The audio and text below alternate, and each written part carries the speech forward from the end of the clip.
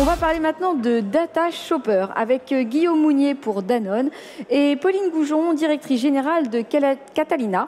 En quoi finalement la Data Shopper permet-elle vraiment de répondre à nos enjeux marketing ?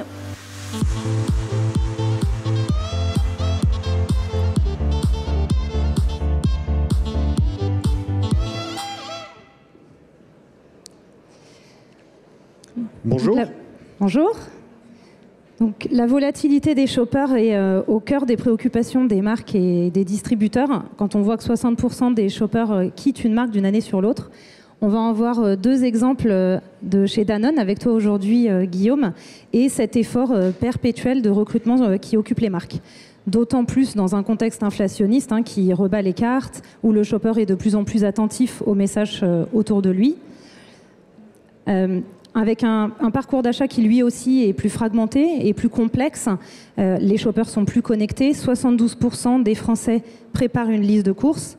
Pour autant, les décisions d'achat se font en magasin. Donc 80% des achats se décident en magasin. Le magasin reste le cœur du moment où le shopper prend sa décision finale. Et on le voit dans les moments de tension budgétaire, les marques font le choix de réinvestir massivement dans le point de vente. Donc les deux derniers indicateurs qu'on vient de voir renforcent le fait qu'on a besoin de s'adresser au bon shopper et de manière omnicanale pour pouvoir lui adresser le bon message. Donc ça, c'est au cœur des préoccupations de Catalina depuis 30 ans, avec un savoir-faire qui repose sur 4 piliers. La data shopper déjà, pour pouvoir accompagner les marques et les distributeurs à faire le bon diagnostic, à identifier les meilleures cibles, le bon shopper qui va avoir le plus de potentiel d'achat et de réachat. Le one-to-one de masse, puisque la personnalisation et le ciblage ne se font pas nécessairement au détriment de la puissance de contact. L'omnicanalité, pour pouvoir suivre le shopper tout au long du funnel de conversion sur tout son parcours d'achat, de la phase de préparation des courses jusqu'à l'achat et le réachat. Et puis la mesure, bien évidemment, pouvoir traquer les performances, optimiser en cours de route et puis mesurer les performances sur les différents KPI identifiés avec la marque ou le distributeur.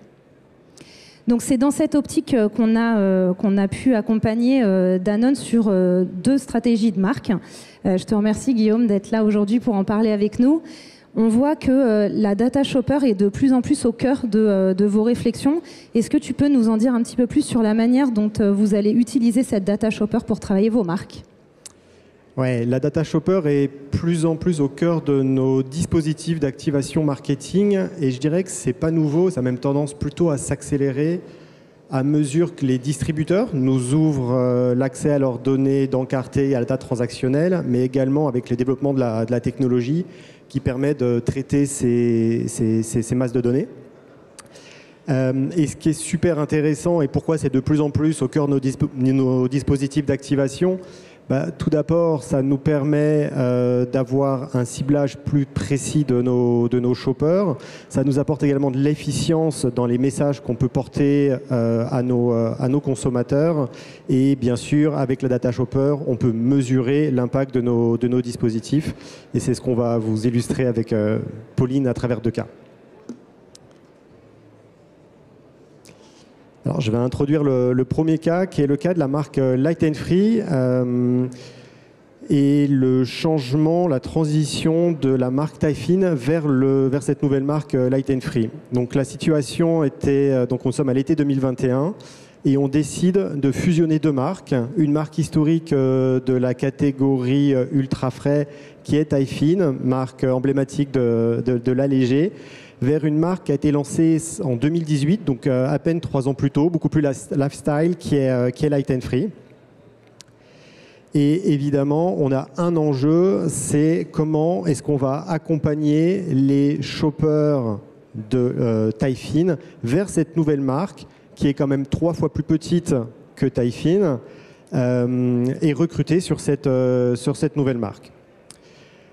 Bien sûr, on a mis en place un plan d'activation intégré, omnicanal puissant, mais on a vraiment décidé de mettre un focus sur la partie bas de funnel marketing. Et on s'est dit que le meilleur outil pour ça, c'était la Data Shopper, afin de pouvoir réellement accompagner les consommateurs et leur offrir une expérience la plus fluide possible. Alors, cet accompagnement a eu lieu sur 9 mois. Donc, nous sommes à l'été 2021 et la première phase a été d'accompagner sur le changement d'identité visuelle et donc de retenir les acheteurs de taille fine et qu'ils puissent se repérer toujours dans le rayon avec cette nouvelle identité visuelle qui changeait de leurs habitudes. Et encore une fois, on était sur une cible qui était plutôt très senior. Deuxième phase, cette fois-ci, on leur annonce que la marque taille fine devient light and free. Donc un message un petit peu différent. Là, on s'adresse spécifiquement à nos gros consommateurs, avec vraiment pour objectif, encore une fois, de les accompagner, de leur pousser un coupon, de les faire réacheter et de les rassurer sur le fait que ce soit bien le même produit qu'ils retrouvent sous une nouvelle identité de marque. Et puis la dernière phase, c'était celle du recrutement sur la nouvelle marque Light and Free, campagne un peu plus classique d'activation. Ce qui est très intéressant avec la Data Shopper, c'est qu'on a pu être très fin dans l'approche que l'on a eue. Tout d'abord en ciblant les profils auxquels on voulait s'adresser, qu'ils soient d'abord acheteurs de taille fine, évidemment, qu'ils soient acheteurs de yaourts allégés, mais également si ce sont également des profils qui pouvaient être sensibles à la proposition de valeur d'autres offres qui existent sur la catégorie. À ces profils, on leur a adressé un message qui était différent, comme vous avez pu le voir, en fonction des 3 phases que je viens de vous décrire, et en fonction également des interactions que l'on a avec eux. Et donc, c'était soit pour sécuriser, les reconquérir ou les recruter. Et ce message personnalisé qu'on leur a donné, il a pu être personnalisé tant au niveau du produit, de la gamme de produits ou des parfums qu'on pouvait leur adresser, du format, les quantités, voire même la réduction de prix qui leur était adressée. On avait un enjeu qui était un enjeu de pénétration. Et ce qui nous a intéressé à travers la Data Shopper de Catalina, c'était la force de frappe, de pouvoir toucher plus de 70% de nos acheteurs de yaourts allégés, mais également de pouvoir offrir un message sur un média qui est multi-touchpoint, à la fois in-store, mais également online. Donc on a pu accompagner en effet la marque pour toutes ces phases de diagnostic et l'enjeu c'était d'offrir ensuite un dispositif omnicanal qui permettait de suivre le shopper au maximum sur tout le funnel de conversion. Donc grâce à l'écosystème digital Catalina, les marques elles sont présentes dès la phase de préparation de course et de façon massive puisqu'on va pouvoir capter 2,5 millions de visiteurs uniques par mois. Donc Light and Free a été mis en avant avec des bannières, des pages dédiées pour lui offrir un maximum de visibilité sur tout le réseau digital. Ensuite, bien entendu, l'idée, c'est de pouvoir être présent sur les derniers mètres. On l'a vu, cette présence est clé en magasin. Là encore, c'est une force de notre réseau puisqu'on a 6700 magasins qui sont équipés des systèmes Catalina et où on a la possibilité d'émettre en one-to-one une offre aux shoppers. Post-campagne, du coup, on fournit à la marque tout un set de mesures, des mesures à la fois des insights conso et des indicateurs business. Donc là, par exemple, ce qui pouvait intéresser Light and Free, c'était de pouvoir voir les profils de consommateurs les plus enclins à switcher sur Light and Free en fonction de la puissance de contact à disposition. Également, un ranking des formats qui vont être plébiscités par les shoppers et puis des verbatim ou des ratings de la part des clients qui vont être clés sur ces périodes de transition de marque. Des indicateurs business également, puisque un KPI qui était central pour les équipes chez Danone, c'était de pouvoir suivre la pénétration cumulée des 2 marques. Donc là, on a réussi à maintenir la pénétration sur ces 2 marques avec 60 000 nouveaux foyers qui ont été recrutés et donc un impact sur les ventes de 21%. Et en fait, ce qui va être intéressant grâce à cette data shopper, c'est de pouvoir suivre dans le temps l'effet de la campagne. Notamment dans des campagnes de recrutement, c'est comment on va pouvoir, grâce à l'accès aux porteurs de cartes de fidélité qu'on a, voir quel est l'effet 1 an après de ces campagnes de recrutement. Et là, ce qu'on voit, c'est qu'un an après la campagne, on a encore 50% des foyers qui ont été recrutés par la campagne Catalina qui continuent à acheter Light and Free. Ils prennent le comportement d'achat des heavy buyers de la marque. Et donc, mécaniquement, on a un impact sur le ROI de l'opération puisqu'on a plus que doublé et 1 euro investi rapporte 3,30 €. Deuxième exemple que tu voulais partager avec nous aujourd'hui, Guillaume. Alors là, cette fois, on est sur une problématique, une position de marque très différente. Et pour autant, on va retrouver cette problématique de sécurisation des shoppers.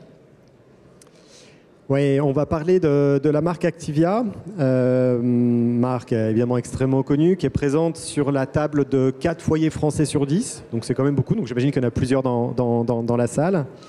Et sur cette marque, on a, comme vous le voyez sur cette illustration, une perte business en volume, et le diagnostic est assez clair, c'est lié à une perte de shopper, donc une baisse de pénétration. Voilà. Donc notre enjeu, comme le disait Pauline, c'est évidemment d'enrayer cette perte de pénétration, et on a décidé d'avoir un plan qui est vraiment focus sur ce qu'on appelle donc nos light buyers. Pourquoi? Parce qu'ils pèsent plus de 70% des volumes de la marque. Et donc notre plan a été de cibler 3 cibles. Tout d'abord les petits acheteurs fidèles, afin de les faire circuler au sein de la marque, les faire réacheter et s'assurer non seulement qu'ils la connaissent, mais surtout qu'ils restent sur la marque.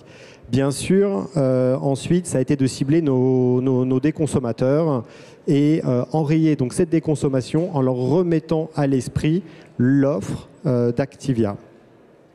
Et le troisième, ça a été de reconquérir nos acheteurs abandonnistes de manière assez classique, à nouveau, afin de justement travailler cette érosion du nombre d'acheteurs sur la marque. Et donc Pauline, comment est-ce que vous avez répondu à ce brief chez Catalina? Donc là encore, hein, c'est avec le diagnostic et la data shopper qu'on va pouvoir répondre très finement à ces problématiques-là, puisque là, comme on le voit, on est quand même sur une identification de profils extrêmement spécifiques. Et donc du coup, on va pouvoir descendre sur un niveau de granularité très très fin chez Catalina grâce à la puissance qu'on a derrière. Si on prend l'exemple ici des déconsommateurs d'Activia, on va les segmenter déjà par type de produit ou type de format acheté et les ranker en fonction du pourcentage de baisse de dépenses par acheteur et par an. On peut également choisir de ne s'adresser qu'à certaines cibles, donc les cibles les plus héroïstes, les cibles les plus pertinentes à l'intérieur de ces segments, et suivant les profils qui ont été identifiés, de pouvoir remettre des offres personnalisées sur chacun des profils, et donc finalement arriver à un design de campagne où on a autant d'offres personnalisées que de profils qu'on va choisir de cibler. Pour autant, donc, tous ces dispositifs-là, ils restent puissants. Le credo de Catalina, c'est que cette personnalisation ne doit pas se faire au détriment des puissances de contact, surtout quand on anime des marques comme Activia. Et donc sur ces marques, très précisément, sur ces cibles identifiées, on avait 15 millions de shoppers qui étaient activables en 4 semaines sur notre réseau. Donc une fois qu'on a fait tout ce travail d'identification, tout l'enjeu, ça va être de pouvoir engager les shoppers dans la durée. Activia, c'est une des marques qui a fait partie des premières marques donc, qui ont adopté notre solution d'engagement digital. Cette solution, elle s'appelle One. Elle va se nourrir des comportements d'achat des magasins physiques et du drive pour pouvoir proposer aux shoppers des challenges en fonction de leur comportement d'achat. Donc comment ça fonctionne? On propose aux shoppers différentes marques avec des challenges individualisés sur leur comportement d'achat, donc sur la base des cartes de fidélité. Et des systèmes de paliers, donc avec des challenges de 2 mois pour pouvoir booster leur consommation, travailler la circulation dans la gamme. On va également engager le shopper et créer du lien de façon ludique en lui proposant des missions relationnelles. Donc là, par exemple, Activia avait choisi de demander au shopper de répondre à un quiz sur la marque. Donc là encore, post-campagne, l'idée est de pouvoir mesurer ces différents indicateurs. Donc grâce à une méthodologie foyer animé, foyer témoin, on va pouvoir isoler l'effet de la campagne Catalina par rapport à tout le dispositif public promo qui avait été mis en place par Activia. Et donc voir l'impact qu'on a eu sur le chiffre d'affaires. Donc là, un impact de 13,3% sur le chiffre d'affaires de la marque et donc mécaniquement un impact sur la catégorie de référence. Donc la suite de l'histoire maintenant, fort de ces succès, on continue à travailler avec Activia cette année, mais cette fois sur un plan qui va être quasi annuel. Pourquoi? Parce que on sait que la répétition des messages et la communication fréquente avec le shopper permet d'accentuer la conversion et la transformation du shopper. Donc on démarre un plan quasi annuel, donc là sur cette année 2023, où on va travailler toujours de la même façon sur un plan omnicanal, avec des messages variés, répétés, auprès des shoppers donc, qui vont avoir le plus de sens pour la marque, comme on l'a vu tout à l'heure, avec cette segmentation très précise. Et donc d'ici un an, on sera ravis avec Guillaume de venir partager les résultats de cette campagne 2023 avec vous. En attendant, si vous avez des questions ou que vous voulez qu'on regarde une illustration plus précise sur vos marques, n'hésitez pas à venir nous rejoindre sur le stand de Catalina. Merci à tous.